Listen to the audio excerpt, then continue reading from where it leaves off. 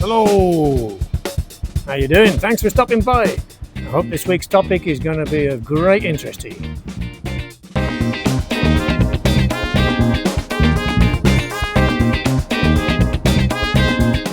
I began reading this book the other day after reading an article just before the beginning of the Football World Cup about an incredible explorer of the North American continent, but one that hardly anybody has ever heard about. And it's an incredible story of survival, of adventure, of resilience, cooperation, surviving against all the odds. But it has a very unusual protagonist, somebody that history basically forgot about, because often history is written by the winners, right? And this guy was not one of the winners. He was not a Spanish nobleman. He was not a conquistador. He was a North African slave. So here's a little bit of background for you. In 1526, Charles V of Spain commissioned the Spanish conquistador Pánfilo de Narváez to explore, conquer, and settle the territory known then as La Florida. The expedition was a complete disaster, and of the 600 soldiers and colonists that sailed out there, only 4 people survived. 3 of them were Spanish noblemen, and 1 of them was a slave. The slave, Estevanico, or Estevanico, as is often pronounced in North America, he became instrumental in the survival of the group. And they travelled for 8 years and thousands of kilometres all across North America, in what is nowadays the south of the United States and the north of Mexico. One of the other survivors, Álvar Núñez Cabeza de Vaca, wrote a famous book of his memoirs called La Relación, the account. And this became the de facto story of this incredible adventure. However, despite the incredible and really important contributions made by Estevanico, he hardly appears in the book. The North African slave didn't quite fit into the narrative. Luckily, nowadays historians are beginning to recuperate this story, and we're beginning to find out more and more about who Estevanico was. Let's find out more.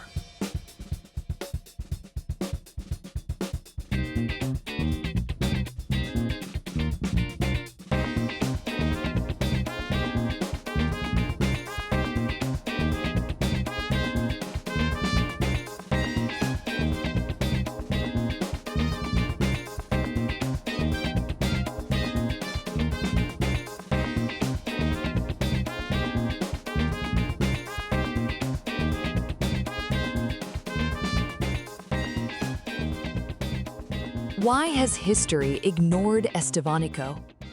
The celebration of the FIFA World Cup in the summer of 2026 meant that millions of football fans from around the world congregated in North America, with many of them traveling between famous cities such as Los Angeles, Dallas, and Mexico City, as well as Vancouver and Toronto further north.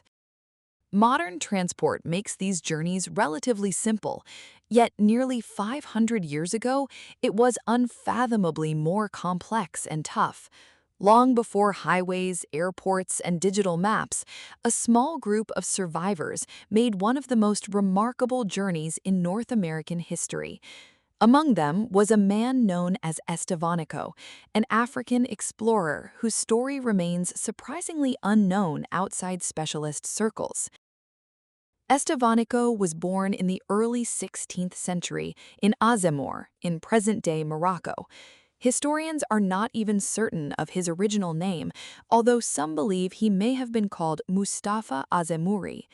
As a young man in 1522, he was sold into slavery to Andrés Dorantes de Carranza and then taken to Spain. Although raised as a Muslim, in 1527 he was baptized as a Catholic so that he could join his master on a Spanish expedition to Florida, led by Pánfilo de Narváez. Spain did not allow non-Catholics to travel to New Spain. The expedition hoped to find wealth and expand Spanish influence in the region. Instead, it ended in disaster. Ships were lost, supplies ran out, and many members of the expedition died from hunger, disease, and attacks. By 1528, only a handful of men had survived. Over the next 8 years, 4 survivors, Estevanico, Durantes, Alonso del Castillo Maldonado, and Alvar Núñez Cabeza de Vaca, traveled across vast areas of what are now the southern United States and northern Mexico. Their journey was extraordinary. The men crossed deserts, rivers, and mountains, often depending on indigenous communities for food, shelter, and protection. Unlike many European explorers of the period, they spent years living among native peoples, learning local customs and languages. Cabeza de Vaca later wrote an account of the expedition, describing both the hardships they faced and the cultures they encountered.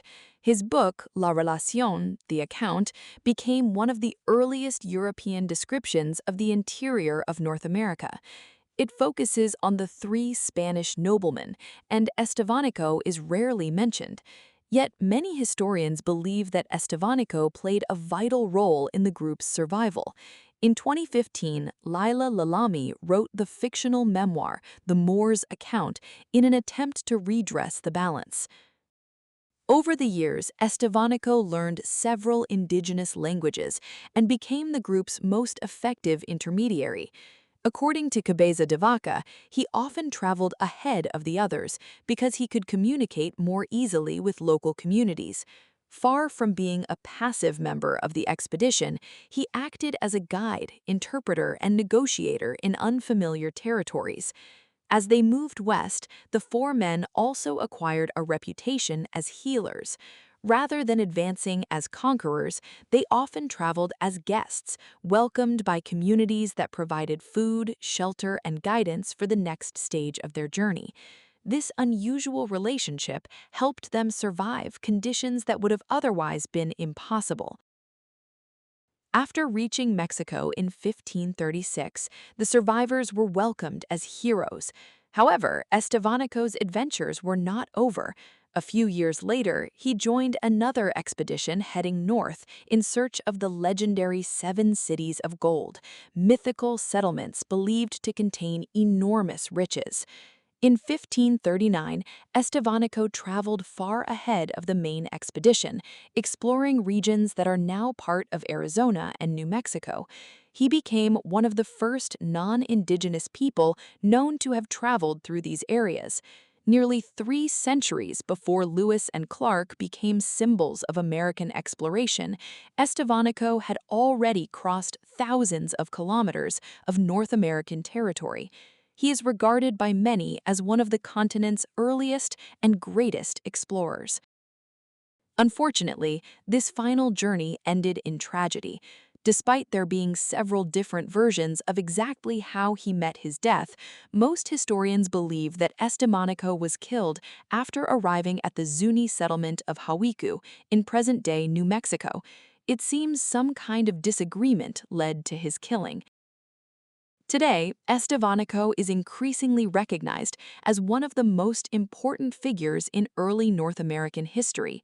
His story challenges traditional ideas about exploration, which often focus only on European leaders and conquerors. Instead, it highlights the contributions of Africans, indigenous peoples, and others whose roles were often overlooked. The journeys of Estevanico and Cabeza de Vaca also remind us that North America has always been a continent shaped by movement, cultural exchange, and human encounters. Those traveling football fans will have experienced a continent linked by technology and modern infrastructure. Most were probably unaware that centuries earlier, explorers like Estevanico and Cabeza de Vaca crossed many of the same lands under conditions that were almost unimaginable. Their story is not simply one of exploration, but of curiosity, cooperation, and dogged resilience against all the odds.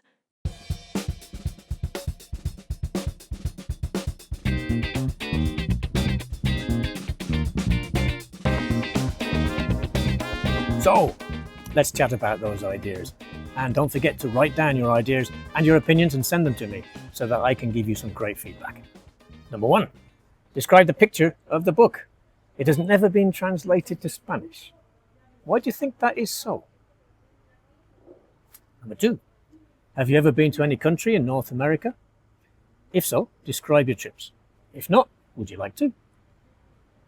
Number 3, what historical figures from North American history do you know about? Describe their influence. Number 4, is it true to say that history is written by the winners? Can other versions be revived to counteract this? 5, do you think that international events, such as the Football World Cup, can bring people together and help us understand different cultures? Thank you for watching. Hope you enjoyed this. Have a great day. See you next time.